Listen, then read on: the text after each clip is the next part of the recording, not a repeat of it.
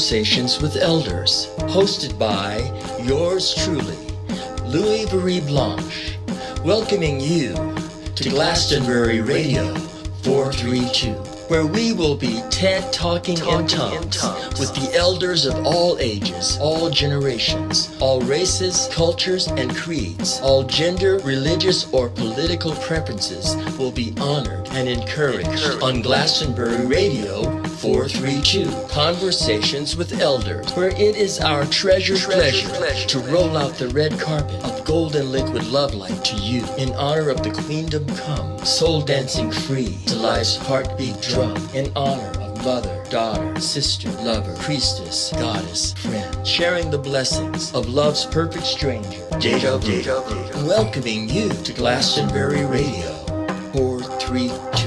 It's too cosmic, much too cosmic for me. Much too cosmic. Aloha, hola, aho, hello, hi-fi. Hi, how are you? Our brother Mosen, Dr. Mosen is with us again. Good to be here with you. Thank you. Well, we're going to continue with the quality of air, the indoor air quality. And we are now going to start with the estimates of population risk. And these risks are the hazards pertaining to humans on our planet, right? Yes.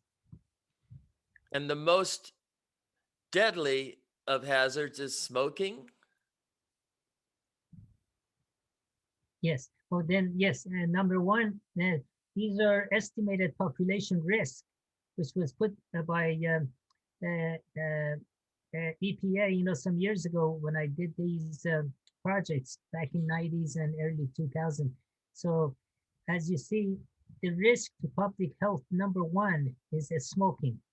Now, these numbers have gone up, from 15, 20 years ago when I made this presentation. So, and now it's more like around 500,000 people every year are subject to lung problem or lung cancer. And then, we have alcohol abuse, which is around 300, highway fatalities around 60. And then homicide is about close to 30. And then indoor air quality is the fifth, number 5 in the list of risk to public health. Much more than 2 to 3 times more than outdoor air quality. The report from NASA some years ago indicated that indoor air quality is at different places is anywhere from 10 to 100 times more than ambient air quality, which is outdoor. So that puts a lot of emphasis on the indoor air quality. That's what we have to really be considered for health. And that's related to architecture. And that's why architecture has failed to address these issues. The modern architecture is fully responsible for all this.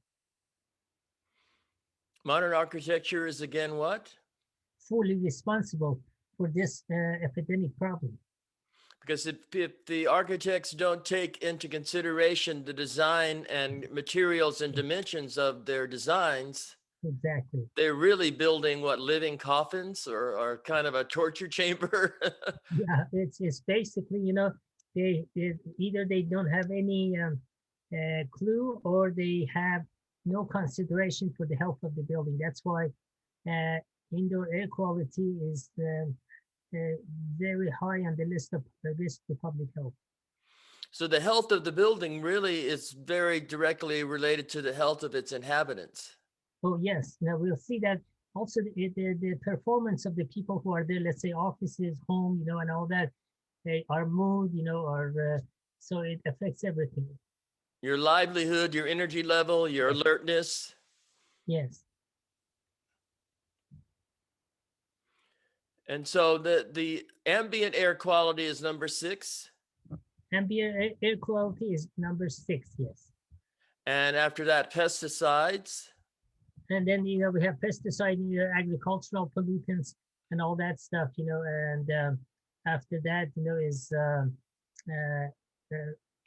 air travel, that's these are risks to public health, but what happens, the pesticide is very high because all the agricultural practices, now they use pesticide, except some of them, that they're certified as organic. Now you were talking about outgassing. When a house is built and constructed, some of the toxins are going into the atmosphere for many years. Yes, I mean, like for example, in the past, until I made this ordinance for City of San Jose, there used to be a gas by the name of Freon, which usually put it, it's CFC12, that they used to put it when they made the foam. So that foam had a little more higher insulation, but at the same time, that gas continuously, it was off-gassed, into the living space. So instead of building structures that need insulation to make them efficient, if you think about the sufficiency of the design, you instead of using insulation, what kind of applications were you utilizing? Well, I mean, the insulation that they were using, and also the other application for CFC12, which was called Freon, was air conditioning. That's why, as we saw last time, almost over 50% of the indoor air quality is coming from air conditioning system. So what are the available choices to not have to utilize insulation and air conditioning that's really putting toxins in your living and workspace? Well, I mean, all we have to do look at the history. Have you noticed, in Middle East, or maybe in the native Indians in America or other places, and there are examples of this all over the world. They used exactly what Creator created the human body. Number one is water. Number two is salt. So if we mix Glover salt with water and put it in our wall, it pretty much we can adjust the temperature of the indoor anywhere from 65 degree to about 80. So that's a very comfort range for human body. So by mixing salt and water, the Glover salt and water, you create a home that maintains a steady temperature between 65 and 80? Yeah. See, if you look at, can I show this slide Yes. here? Now, these were two colonels, that they were in San Antonio, but they are passed away now. But this is back about 30 some years ago. If you look at this, these black containers are full of salt water. I adjusted, the viscosity of the salt water. So we put this salt water in the wall. And you notice there is a little vents at the bottom. We haven't put the sheetrock on it yet. But you see the vents at the bottom and the vents at the top. You see that? Mm-hmm. Now, this salt water during the winter, it gets very hot. So when it gets hot, I open this and I open this. All of these vents are open. So the air goes behind it and brings the warm air in. And in summertime, it gets warm. But what happens, I close the top one, and the outside, there's vents outside. I open those. And so the hot air from the inside is really absorbed, just like inside your refrigerator. When you have Freon, it absorbs the heat and puts it out behind the refrigerator. So here, we absorb the heat from inside the room and spill it outside. So it works for heating and for cooling. So twice a year, you change the function of the wall, and this wall all of a sudden becomes your off-the-grid heating and cooling system. And this house, it's a 5,000 square foot home in San Antonio, is maintained between 65 and 80. So the radiation aspect and the conduction aspects are brought to ultimate utilization. Radiation and convection. Convection. Yeah, but sadly, the modern architecture is focusing on conduction and humidity, instead of radiation and convection. Instead of radiation and convection, modern architects think of humidity and conduction. Yes. And thinking in those terms, they're building less efficient structures. They have to compensate for the lack of efficiency. Well, the thing is, presence of mechanical system in a design or in a home is the measure of the failure of designer's design. It's a measure of failure in design because they didn't design it right. That's why they have to come and supplement it and, and vaccinate the building with the air conditioning system. And what is the relationship of intake as far as when human systems are utilized, the intake and what the outcome of that intake causes? Is there some what is not another way for saying outgassing is when you put something in a system and it's less efficient, it accumulates Yeah, toxins. yeah. It's accumulative results, accumulative effects, because that's what called anything which is mechanical system is presentation of entropy. Entropy means ever increasing disorder or chaos. That means entropy is not reversible and it's accumulative. Now, I had something written about this. If you look at, for example, economic entropy. Economic entropy requires cultivating the velocity of culture. This velocity of culture is the same rate as the rate of entropy. That means every year things has to become faster. Everything, the rate of entropy is the same rate as GNP, national deficit, and all that stuff, because it's all based on entropy. So if you go into economics and economy and entropy, national debt, inflation, all of that is as a result of entropy. That's why always it's increasing. It never goes back. And you said velocity of culture. The velocity of culture, which I have to cultivate that means how much faster we live than about 10 years ago. So we're living faster, we're getting nowhere fast. Yeah, it's a velocity of consumptionism. The velocity of consumptionism continuously has to increase for my business to have 5-6% increase over the last year. So that means per capita, you have to use 4-5% more this year than last year for me to have 4-5% growth in my company. Do you like it? I like it, but we shouldn't be liking it. Let's change that paradigm. So that's a velocity of consumption is the same as velocity of entropy. It's also velocity of culture, velocity of lifestyle. That's why if you notice everything getting faster, people are more stressed. Well, I was thinking on that list of hazards, I think the reason smoking is number one and drinking is number two is that all those other hazards are causing people stress. Yeah. And just to cope, they're adding the top two stress factors in their life just to cope with all the other ones. Yeah, it could be, either, legal drugs or illegal drugs. So instead of assimilating and gaining, what's the other aspect to simulation? Yeah, it's regulatory function. Are we try to support a regulatory function or a stimulatory function? So anytime I use a stimulation or disstimulation, I'm overriding my autonomic nervous system because my autonomic nervous system is controlling and managing the energy of my body. But all of a sudden, in certain hours which I'm supposed to relax, I want to be all energized. But when I'm supposed to be energized, I want to be relaxed. So I'm really not working against the regulatory function of the human body. You need a stimulant. Yeah. And those stimulants is very detrimental to the liver. And you become dependent upon them. Yeah. Well, I mean, habitual consumption and all that is aside, but it destroys the different organs because all of a sudden the regulatory function of the body has been replaced by stimulation or disstimulation. So the autonomic nervous system of a structure or building is something to really keep in mind. Absolutely, yeah. So the same thing, if you design a building like the body was designed. The body was designed what?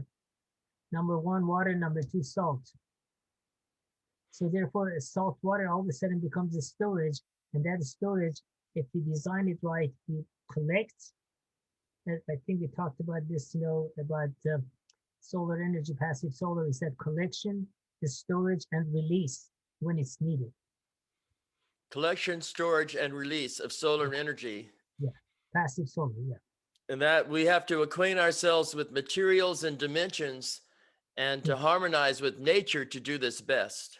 So if I have to collect, I have to pick up materials that has collection ability. If I have to store, I have to use the material that has ability to store and release. And then I have to release it. It has to have a time lag to release it at the right time. Otherwise, I overheat or underheat. So the ancient civilizations in certain parts of the world, Native American cultures, and in the Arabic world, did they stumble upon this by chance, or did they follow nature and notice that the caves, or what was the inspiration behind coming up with this understanding? Well, they experienced the nature. They really were in tune and resonating in resonance with the nature. And then generation after generation, this science was from one generation to another one, it was perfected and became more and more and more. And then all of a sudden with the industrial revolution, everything was flushed down the toilet. That's why Victor Hugo said industrial revolution was a sunset in human advancement when everybody mistook for dawn. They thought it was the dawning of this vast evolution of consciousness, but it was really the sunset of human evolution. But it was the birth of entropy, velocity of culture. You see, after mid 1800, everything kept getting more entropical, more faster and faster and faster and faster. So when we go beyond the biological velocity of our regulatory function, then the body cannot keep up with it. That's why defined as the stress, and then when the stress becomes accumulative is distress, and then becomes epidemic, or it becomes it has a lot of side effects. And the salt water that you use to insulate your homes, after you put sheetrock over that to. Yeah, the only drawback here, that you see after, you see these are studs that you see there. And then once you put the container in there, and then you put the sheetrock on the outside. Now, the sheetrock is another story with the sheetrock. We can talk about that later. But there is something else called eco rocks, which is much better than sheetrock. What is it called? It's called eco rock. Eco. Yeah. Is it a man-made or nature found? It's a very natural product. There was a man who advocated that, but he was, I forgot what state in America, but they didn't really buy his stuff. So he went in China, all of a sudden become a major industry and became billionaire. But because carbon dioxide from cars is about 9%, carbon dioxide emission from sheetrock is about 12%. From 12, the sheetrock puts out 12%. Yeah, yeah. See, that means, the sheetrock has carbon dioxide emission. More so than an automobile. Yeah.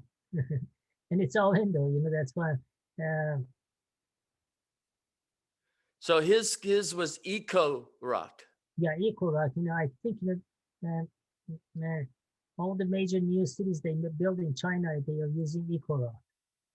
So they really embraced him, and really promoted his industry. Very interesting. Now, you've done building with aircrete. Yes. Do you feel like is the salt water, what are the materials of the future that humans should be inspired by? But the material of the future is earth material. It has to be material from earth, such as caliche, adobe, and then those have to be fortified, in order to have better structural strength. So aircrete is very good, for fireproofing. It's rust-proof and fireproof, is it not? Yeah, it's a very fireproof, and also it's very insulating. But and doesn't it float? It floats, yes. But when it comes to passive solar design, you don't need material that insulated. That's the insulation means preventing conduction of heat. In passive design, you need material that has what? A specific heat. That means that it can conduct the heat and store the heat. And then radiate it. Yeah. So therefore, the insulation is what's the adversary to passive solar design. So where did this concept of the R factor of insulation come from? Well, it's just because all of a sudden, the whole concept of radiation and convection was converted after Industrial Revolution to temperature and humidity. So that temperature and humidity is accommodated by a mechanical system. So having a high R factor doesn't necessarily mean you've done a lot of advanced thinking. Yeah, but what happens,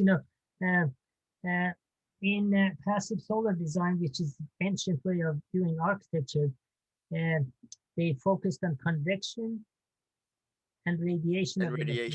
Radiation of the walls, for example. In modern way of doing things, it's based on temperature and humidity.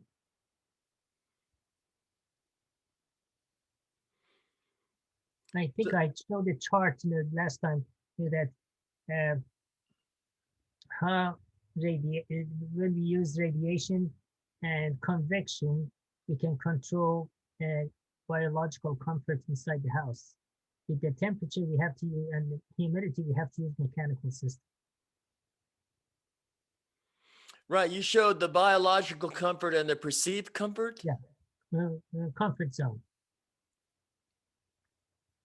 Biological comfort zone. Yeah. Now, for the average, say, person, and in certain cultures, it's cheaper to build a dwelling than other cultures, just simply because of the type of economy that people are in. Well, what happens, the cost of the building, the more, if you look at, for example, if you're trying to build a house, they designed a house for you, you want to build it. If you, very simple as this, if you use earth material, the site that you're using, you can maybe use the material at that site and make adobe or caliche, earth material or rammed wall. But if you have to use, let's say, lumber, I have to get a truck and go to Oregon and bring you lumber. I have to get all your material has to be transported to the site. Mm-hmm. So it's not earth material. So the cost of material all of a sudden is also includes transportation and all the transferring this and that and middleman and all that. All of a sudden the cost of the building may become 2 to 3 times more than if you were using earth material. So the science of architecture, the technology of architecture in the past was earth material. You notice there are buildings, for example, in Iraq, 1,200 years ago, it's about one of the biggest tower, I forgot how tall it is. It's about very tall, and it has lasted 1,200 years. And there is no beams, there is no wood, there is nothing, it's all dirt. Mm-hmm. And look at what they do, with the termites. All we have to do, look and see how the termites do it. And even when an elephant hits, those termite chambers, it doesn't break. It's got structural integrity. Yeah. And termites are my favorite architects of the nature. I have all kind of termite books. And also, ants, you look at how precise the ants are. They can design every compartment within 1 degree Fahrenheit change in 1 year and all year round. Very precise. Very precise. Is that because their numbers, they have to make sure the quality suits their quantity?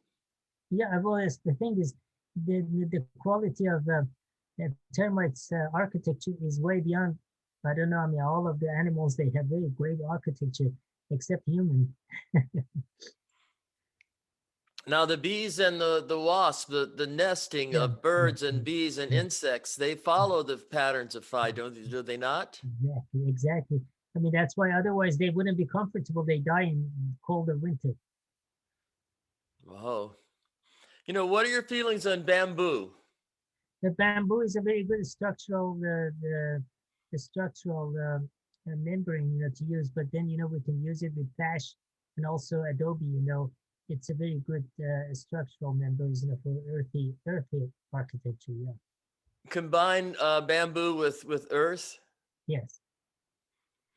It's amazing the different things that can be done with bamboo. Oh, yes. And it grows very fast. Yeah, it grows very fast and Yeah. plentiful. Yes. Yeah. The one, they have in Hawaii, some of them are about 3, 4 inches diameter. Well, I designed a hub system because with domes, the triangulation, it's usually a series of hexagons and pentagons. Yes. And the key factor is where those triangles meet, the hub. Yes.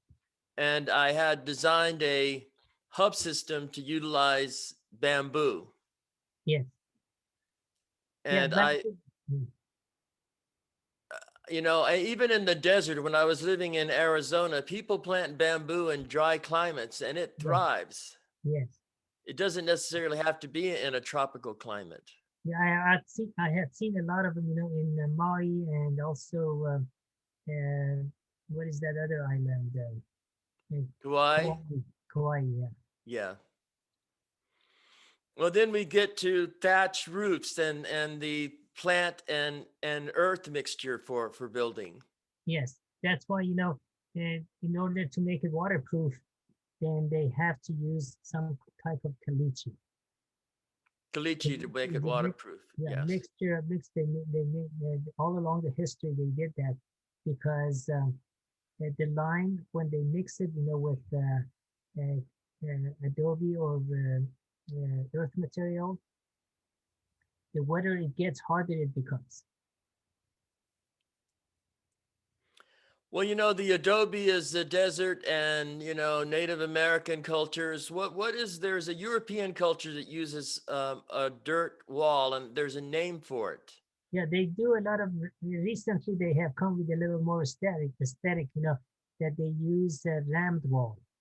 Rammed. Yeah, There's still so another name I can't remember right now. I think it has a lot of the British, Ireland, Scotland. They built ancient structures of earth, but they have another name. It's not. They don't call it adobe. I think is it Kurt Cobb? It's Cobb. yeah, cob. I don't agree with that because cob is a good earth material, but it's extremely insulating. Oh, it's overly insulated. It's good insulation. Yeah, yeah. When they do the cup, or they make straw bale, and all that stuff, they are very good insulator. However, inside of it, if it gets humid in humid places, it also causes mold and mildew, which we'll talk about it here, biological pollutant. So it doesn't breathe. Well, yeah, I mean it's because it's plastic, yeah. But it's basically my whole outlook about uh, architecture is to use radiation and airflow, not conduction and humidity. Radiation and airflow. Yeah, So let's progress. Do you have any other? I think we already looked at this last time. So if we go here, and we were talking about chlorine, that the, one of the effects of this chlorofluorocarbon or CFC that destroys the ozone, it's minute amount of chlorine. Even but volcanic activity and all that, we put a lot more chlorine in the air, but it's a synergetic chlorine, so it doesn't really destroy the ozone layer. But this synthetic material that we use in the mechanical system, when it's really get out in the atmosphere, it ruins ozone layer, which causes excessive amount of ultraviolet to come to the earth more than what we need. So they say it causes a lot of cancer or other problems. And so air pollutants can be uh, divided into criteria pollutant and non-criteria pollutant.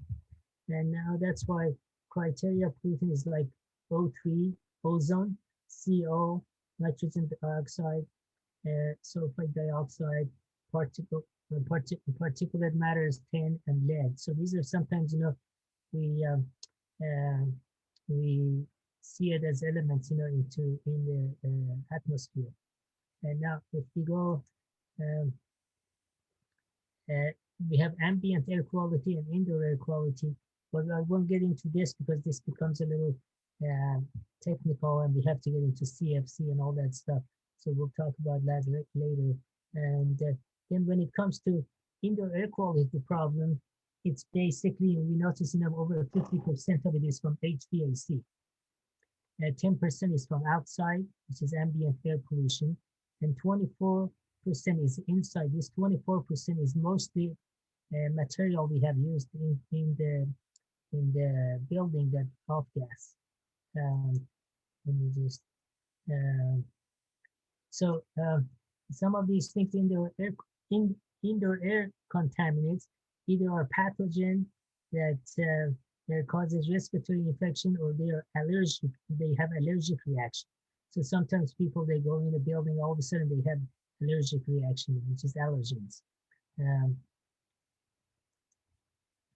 and these are some of the symptoms that they may have inside: nasal congestion, stuffy nose, sneezing, and the runny nose, dry cough, tightening of the chest, sore throats, Legionnaire disease, fatigue, headache, nausea, skin irritation, skin burning, itching, and watery eyes, liver and kidney damages, because these pollutants, if they enter human body, they definitely destroy kidney and liver, cancer, birth defects, and death.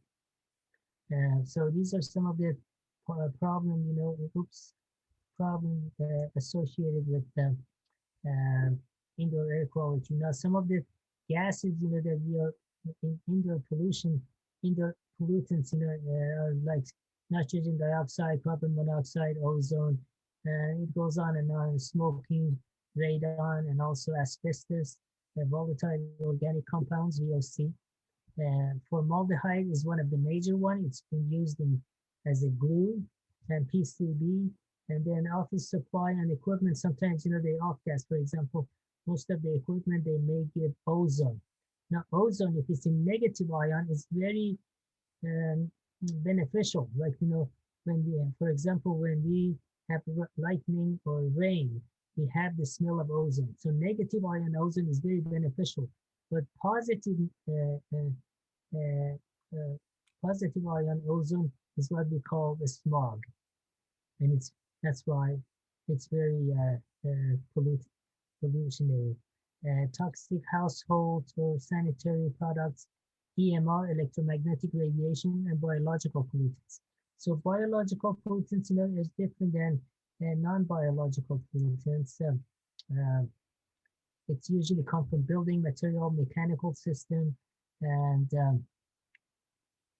other equipments that we have used, modern office equipments, and all of that, cleaning products, that we use inside. So these are basically cause a sick building syndrome. So, a lot of people have been working at home under lockdown, and a lot of companies are thinking, well, maybe we'll let everyone keep working at home. Yeah, But people do want to have perhaps a return to their workspace, and children may want to go back to school. yeah, But those workspaces and buildings that our children are going to go to yeah, be there 8 hours a day, we really need to look at the yeah, indoor air quality of those facilities. yeah. I mean, one of the major one is furniture, because there is no regulatory codes and things for furniture. All of a sudden, all those foams and stuff we have put in the furniture, particle boards and all that, that's why I put furniture at the very top of the list. Humidifier, dehumidifier, modern office equipment, modern office supply. Now these major source of formaldehyde, for example, that they use for furnitures and all the boards and all that, is these are where we can find formaldehyde, which is very highly carcinogenic. Particle boards, fiber boards, plywood, furnitures, paneling, and glues. So these are all have formaldehyde. Those are all materials that builders love to use. So, They're all the and wrong choices. we have other material toxins, which is called volatile organic compounds. These are, it's actually volatile. So that's why they are referred to as VOC. It's furniture, paint, adhesive, solvents, upholstery, draperies, all the stuff that we are using in the carpeting, clothing, construction material, the spray cans, cleaning compounds, and deodorizers, copy machine, felt tip markers and pens, and correction fluids, and also tobacco smokes and all that stuff. See, these are things, which is volatile organic compounds, and that's it's found in the building. It's almost like a shopping list for the modern office. Yeah, well, if you go to the list, I mean, there's so many, and people that never look at this. Now we have biological pollutants. Biological pollutants are not like chemical pollutants. They are living organisms. These are basically found in air conditioning units. Because anytime you turn the air conditioning off and on, or your thermostat goes off, all of a sudden they develop in the duct system and they blow out. So that's why sometimes early in the morning when people get to the offices, they have a sneezing, watery eyes, and all that stuff. So they're in basement, attics, crawler spaces, bathrooms, carpets, HVAC ducts, more than anything else. Humidifier, dehumidifiers, refrigerator, drip pans, under the leaky envelope. Leaky envelope, like envelope of the house is leaking. We don't know. It doesn't leak inside, but it leaks inside the envelope. Construction materials and appliances. So those are things, common places for biological pollutant. They can, like mildew, molds, and all that, they grow there. So these biological pollutants are either bacteria or viruses, molds, and fungi. So those are major classification of those. And the source of these biological pollutants, number one is dogs and cats, dander, hair, skin, and breath. In dogs and cats is dust mite. They are dust, but actually they're eight-legged animals. So, but they refer to as dust mite, fungi, molds. There is a difference between molds and mildew. Molds, it's someplace it built up, and mildew is usually on like a window or something, and molds are friable. So we have bacteria, viruses, and pollens. I mean, when the wind blows, sometimes brings pollen. So those are biological pollutants. They are organism. They are not chemical. They are living organism that they come, and usually, basically, most of them. Molds is friable. Mildew, built around, let's say, tubs, or in bathrooms, you can see it sometimes in blue color. And if it's not cleaned, they just survive. Now, a lot of people use all kind of really more toxic chemical to get rid of the mold and mildew. But the best way to use it, the healthy way, is either ozone or hydrogen peroxide, or maybe vinegar. So those are healthier cleaning supplies. Cleaning stuff, yeah. So in New Orleans, after the hurricane, a lot of people's homes were covered in mold. Yeah. Because and hopefully they chose a good cleansing product. Yeah, I like vinegar. Vinegar is very good. Or hydrogen peroxide is more expensive, but both of those are very healthy way to do, instead of all these other things, which is all kind of high intensive chemical in the market.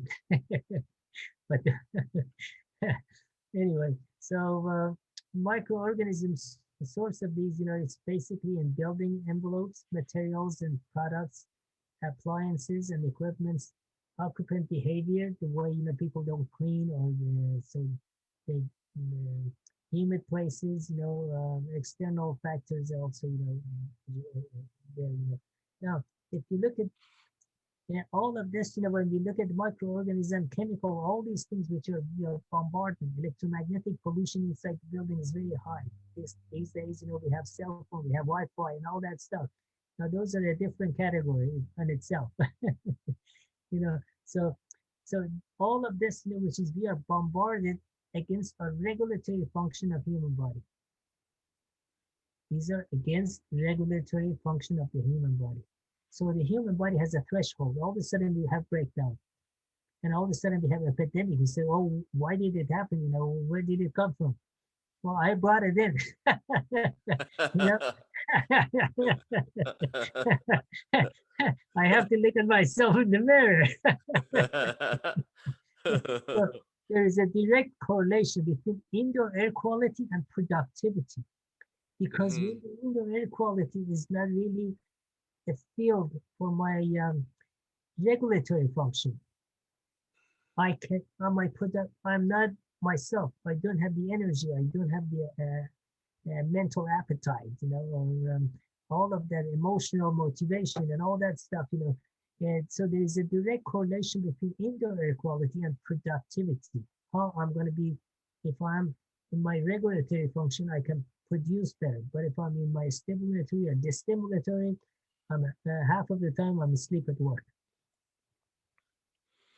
Well, there is a way to put ozone into our indoor areas, right? Yes. However, uh, uh, they don't recognize the difference between negative ion and positive ion. Negative ion is when it's produced by wind. And there are equipment that they have it in China or Japan that they produce negative ion ozone. There was a man actually won Nobel Prize back in 1985, Dr. William Hitt. He recovered William Hitt, Dr. William, he just passed away 3 or 4 years ago. William Hitt, since they didn't recognize between negative ion and positive ion ozone is a smog. What we see in Los Angeles, Bakersfield, New York, and all that. Negative ion is very beneficial.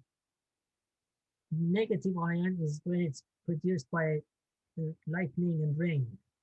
You A can waterfall? smell. How about a waterfall? Waterfall, yeah, sometimes you have it in waterfall, you have negative ion, but when it's really ozone, O3, then it's produced by lightning or sometimes the rain, the thunderstorm. That's why if there is a lightning and a rain, all of a sudden you see crops, or the grass, everything goes 10 inches up. But if there wasn't any lightning, it goes a little less. And I'll show you how, I think I have something here. I can maybe show you how from 1 cup of soil, when we have ozone and biochar, we can dandelion does not even grow more than 10, 14 inches. I have one, it's about like 6, 7 feet. From 6 or 7 inches to how many feet? So about 6 feet, 10 times taller. I'll show you. I think I have it here. I'll show it to you. Let me see if I have it. Let me show you, and then we get into something else. Well, here. You see this little cup here? Yes. This was in my the studio in Santa Cruz. It's a little cup. And you see this plant here is all the way up to here. What's my height? I'm 6'8", right? No, I'm 5'6". I wish I was tall as that. It's related to your high heels. I should have eaten a lot of biochar. But you see this little cup here? This little cup here is all the way here. It's almost 7 feet tall. And it's only this much soil because we increase the magnetism around the function of the plant. We are magnetic by function. And if the animals are the magnetic, earth is magnetic. That's why when there's a lightning, all of a sudden everything grows. So that's why 30 some years ago, when my kids were in a diaper, I used to teach them how to do magnetic farming. And we use it as, that's why you see there's a plant here, which is only potato with about 7 pounds. It produces 7 pounds. But if I put these magnetic material soil in here, I produce 100 pounds of potato. From 7 pounds of potatoes to 100 pounds of potatoes. Almost 15 times, 10 to 15 times higher. And that's by utilizing biochar and what? Lime. And lime. Because what we did, the whole concept is, how to do magnetic farming. That means produce feed. It didn't use any more water. No more water. But we provide a field which is a magnetic field. That because magnetism is the source and cause of all biological function. We are magnetic. The plants are magnetic. The animals are magnetic. When that magnetic vibration is neutralized or canceled by oscillatory, then I have no magnetism. I'm just vegetating. So that's why these are this was actually in San Antonio when I used to do this, but this is 35 years ago. So this is magnetic farming and greenversity and soil agriculture. So we want to bring greenversity, diversity in greenery, not it's everything. Diversity is what causes potential for magnetism. All of a sudden we become focused, or just fragmented or segmented. We are segmenting and breaking and fragmenting magnets. We want to fractalize things. Let's say, when they fragment the society, there is no flow of love from this group to that group and that group to that, and dualities at its best. Yes. So anyway, see, that's why I was going to, this one, I was showing you that with a little bit of this, the difference between negative ion ozone and positive, when there is more magnetism, there is more absorption of negative ion. When there's more magnetism, we get more absorption of negative ions. So if you go here, that's why there is a direct correlation between indoor air quality and productivity. My productivity, my plants, my fruits that I'm growing, it's all based on magnetism. Indoor air quality, especially today with all the electronic stuff we have, the velocity of consumption is in velocity of entropy. And the velocity, this entropy is going fast as possible, inside indoor environment. So that's why if you look at comparative of return on investment, because if I want to deal with you, I want a return on my investment. The higher, the better. So if wherever it goes, if I go to China and I can make 10 times more, I go there. So there is no, so the money is ruling, So return on investment for indoor air quality and energy consumption method. So what happens, energy and maintenance per square foot in average building is a little bit about $2 to $3 per year. Let's say if you have a building, commercial building, let's say only commercial building, the maintenance and energy cost per square foot is about $2 to $3 per year per square foot. Now, in hospitals is a little bit more, about 4 to 5. Now, cost of employee per square foot is about $200 to $300 per year. So this is almost 100 times more than this. You see, am I explaining it okay? Mm-hmm. Yes. You see, Yes. this is $2 to $3 per year. This is the cost of employee that work in that building is about $200 to $300 per square foot per year. So that means the cost of personnel or employee is 50 to 100 times more than energy and maintenance costs. And I'm not paying attention to this, but I pay attention to that. So if you change their thinking, you'd be more productive. If I make my employees in that space 2-3% more productive, it's already more than all the energy consumption, energy saving that I did all year long. Yes. So you offer concern and consideration for the autonomic nervous system that your employees are working in. Yeah. So therefore, when they are healthier inside and they're happier and they're motivated, more magnetic, they produce more. Back to the same slide here that we saw, there is a direct Direct correlation. Yeah, it's direct relation.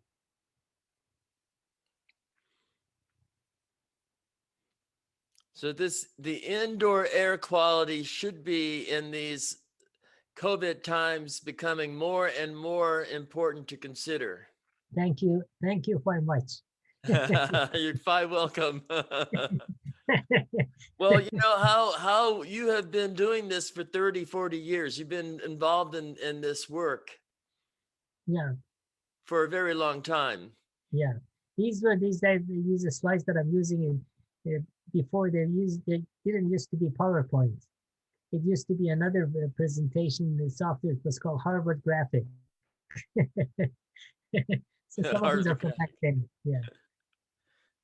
So what were you doing back 1,000 years ago? Did you have on the cave wall?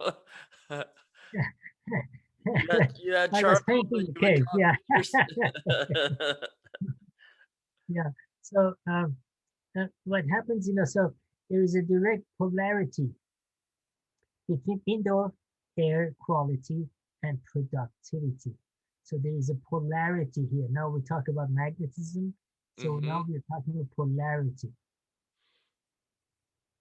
There's a direct polarity between indoor air quality and productivity.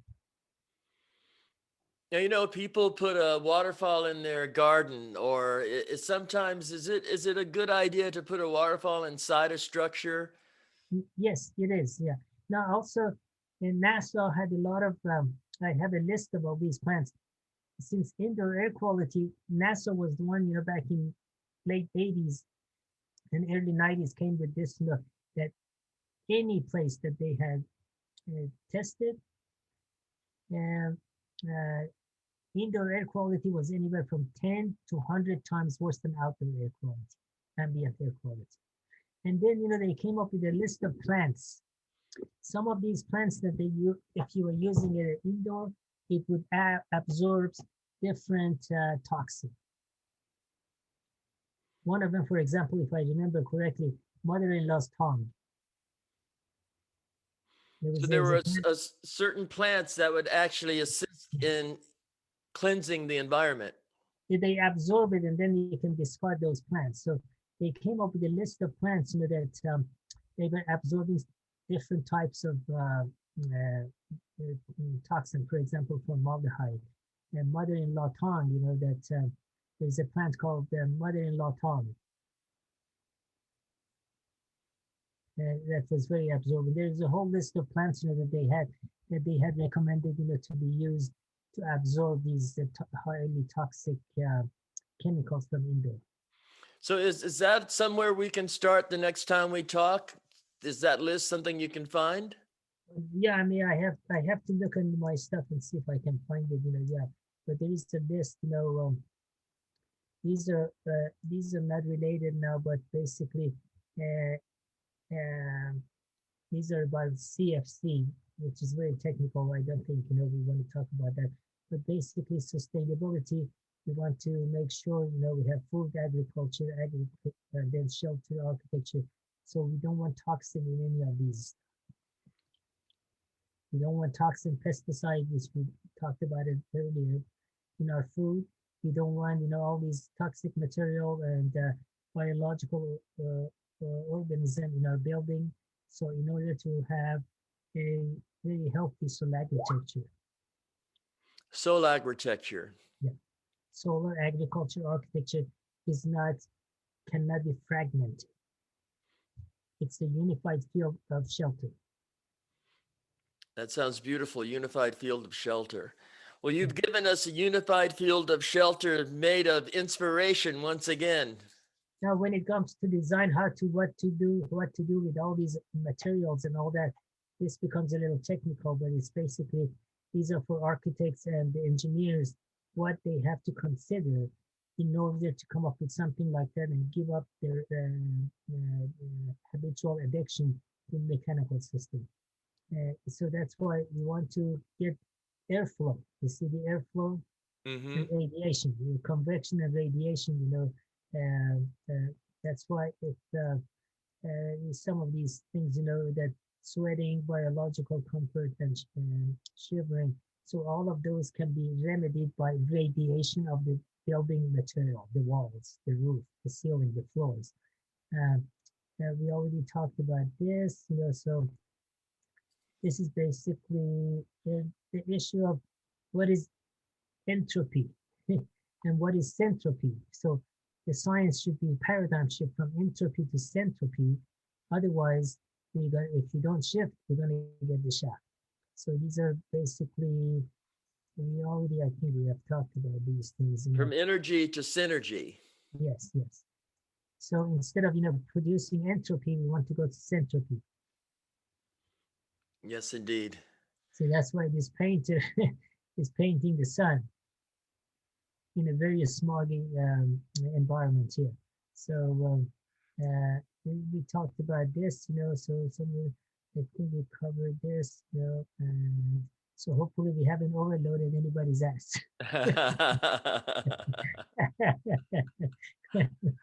No, I think you've enlightened all the asses. And hopefully everybody passed their test.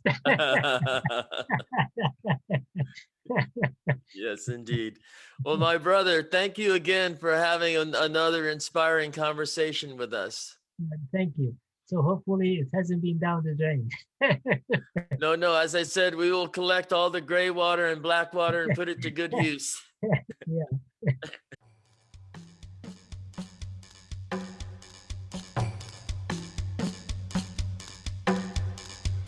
Well, that's it for Here and Now. But until we meet again, this has been Louis-Virie Blanche thanking you for listening to Conversations with Elders on Glastonbury Radio 432. Bless you. Quantum physics in the kitchen sink, the energy that follows the thoughts you think. Quantum physics and the cosmic sea, laws of nature too heavy for me.